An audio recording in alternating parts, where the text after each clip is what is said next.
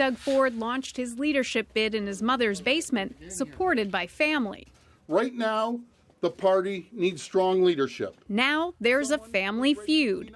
It's Ford versus Ford. It's heartbreaking that Renata's taken this road. Renata is the widow of the PC leader's younger brother, Rob Ford. She's suing Doug Ford for $16.5 million, accusing him of withholding money from her and her 2 children. We're floored. And with 2 days or 3 days before an election, and I'll let you decide the motive, but we're shocked. The motive he's alluding to is extortion. But in court documents, Renata Ford also alleges that the family company, Deco Labels, lost millions because of mismanagement. The allegations have not been proven in court. Who can you trust with your money? In the campaign, he's repeatedly played himself up as a businessman, the only one who can look after Ontario's economy. Every day, I have to make decisions for a couple hundred families at our company. If this is the credential that he's running on, that he's a businessman, he better be clear about the business. I wouldn't blame people for wondering if Doug Ford's not prepared to take care of his own family, how is he going to take care of the families of Ontario? The Fords have experienced a lot of controversy, and this brings back memories of the soap opera that engulfed Toronto City Hall when Doug was a councillor and Rob was the mayor. Doug was Rob's defender after the video of the mayor smoking crack surfaced. I think, this city and this country knows what it's like to have a Ford in power, and there will be some tumult in it. There's no doubt. Some pollsters believe that at this point, the Conservative vote is already baked in.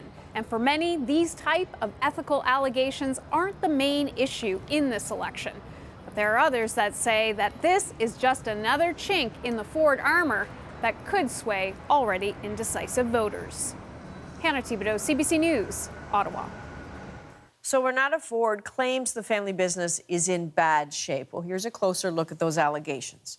According to the lawsuit, Deco Labels was worth $10 million when Doug and Rob Ford's father died in 2006, and that the father also had a personal fortune of as much as $20 million. The company is now alleged to have lost about half its value, and the family fortune shrunk to less than $6 million. The lawsuit accuses Doug and his other brother, Randy, of trying to, quote, maintain the untrue public appearance of a successful business enterprise. And taking a look at the latest CBC poll tracker, Doug Ford's Progressive Conservatives have inched ahead of Andrea Horwath's New Democrats in the polls, but despite the close race in the popular vote, our models show that the PCs are still projected to win most seats and to form a majority government. And the man behind the poll tracker is Eric Grenier. So, Eric, let's talk about this lawsuit against Doug Ford. Is it your sense that it could actually have an impact on the election? I think it could.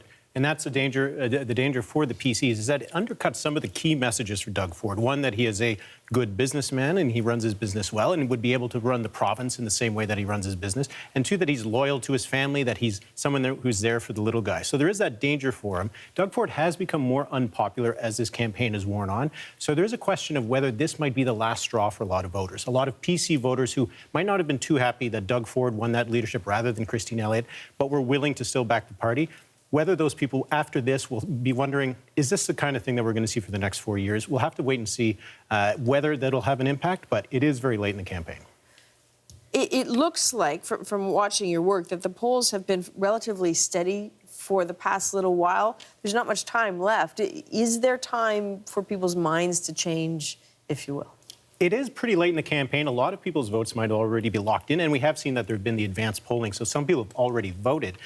But one of the questions about Doug Ford is that, is this kind of thing already baked in? Is this something that people expect to see, that it doesn't surprise them, that they might think that this sort of thing just goes in with the conspiracy against Doug Ford, that the party has often talked about. We've seen Doug Ford talk about pollsters and the media not wanting him to win the election. One of the bigger impacts, though, is probably going to be turnout. If we're going to see a big difference between where the polls are and where the results are, it might just be on who turns out to vote, because turnout in Ontario elections is usually quite low. Only about half of Ontarians actually go out and cast a ballot. If there's a big change in who turns out to vote, particularly if a lot of millennials come out to vote, which would benefit the NDP, then we might see bigger differences between where the polls are and where the results are, rather than seeing a difference in the next few days over where people's voting intentions will be. Okay, Eric Grenier, thanks very much. Thank you.